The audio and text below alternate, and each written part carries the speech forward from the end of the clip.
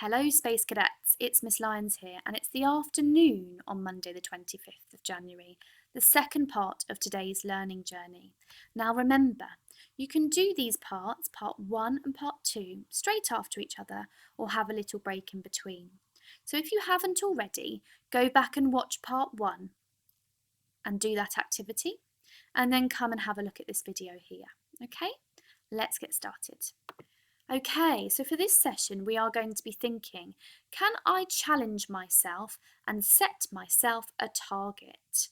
So that's all about our gateway of explorers, isn't it, children? That's our gateway here. And we're thinking about how we can challenge ourselves and how we can get better.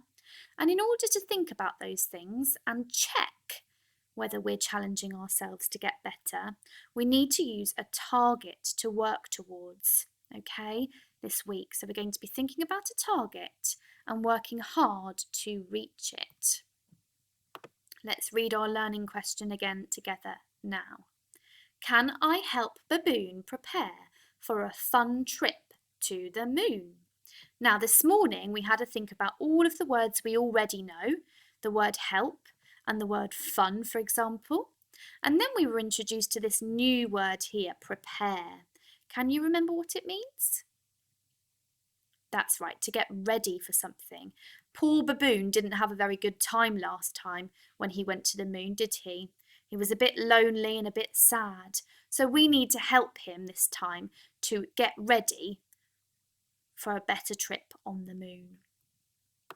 And to do that, we're going to write a survival guide for him, for Mr. Baboon and for any other space travellers. And we're going to read out our survival guide at the end of the week to share with our teachers and our friends, so that when Mr. Baboon goes to the moon next time, he's going to have more fun than he did before.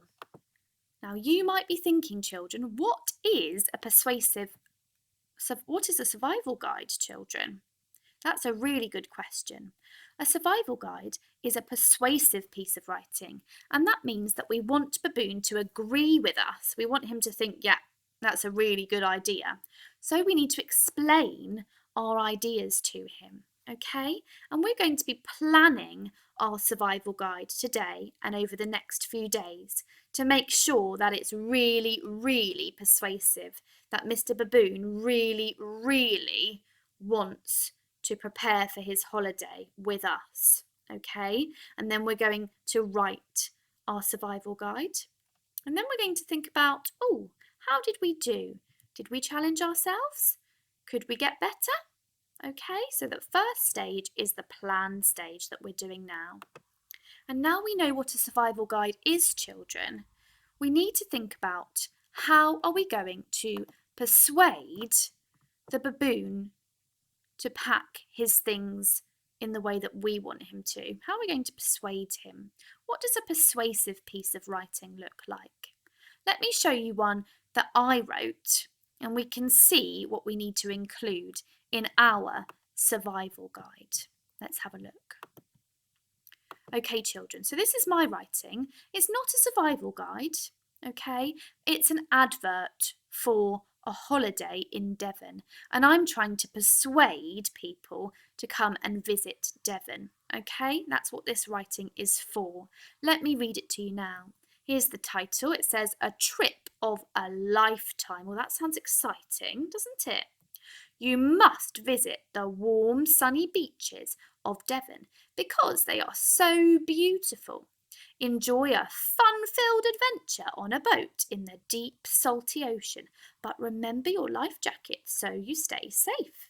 It's a good idea to pack some sun cream because the sun is sweltering hot in July and August. Okay, that's my writing. And I just want to show you some things that I included. So I included this word and this word. Who can read those ones? I included so, and I included because to explain my ideas and to say why I think you should pack some sun cream and why I think you should use your life jacket. Okay, so that's what we're going to be thinking about this week, using those words to explain why. And I also used some of these. Beautiful and fun-filled and deep and salty, warm, sandy, sweltering. I use some describing words, children, some adjectives, so that it's really exciting and people really, really want to come and visit Devon. And then I also use some of these, Walnut class. What are they?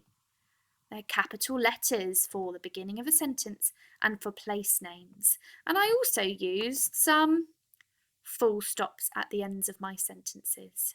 So those are the kinds of things we're going to be including in our survival guides this week. Here we go. We're going to try and sound out our words using our Fred fingers.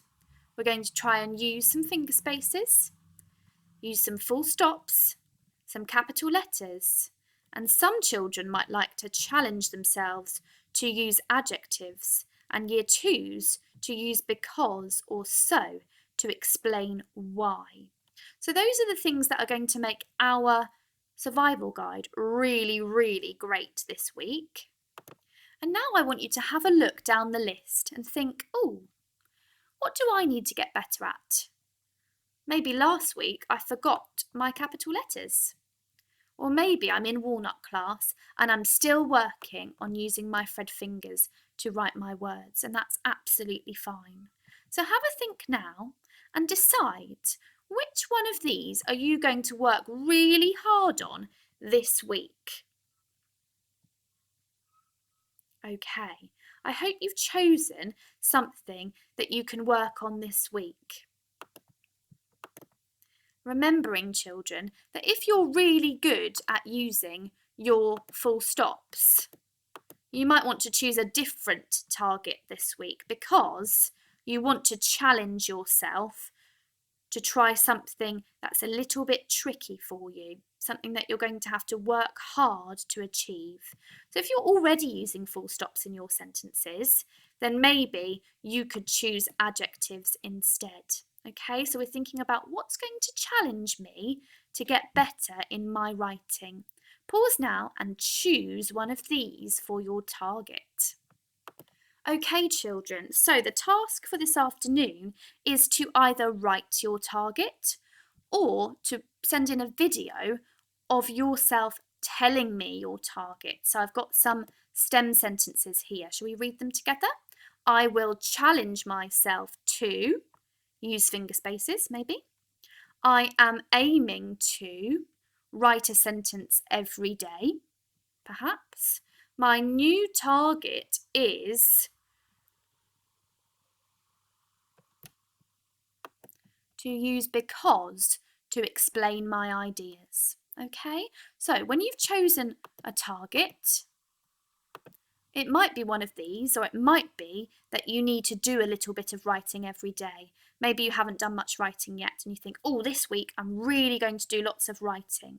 So choose your target and then you can either write me a sentence or you can film yourself saying your target so that I can hear it, okay? And then we'll work together this week to achieve that target, okay?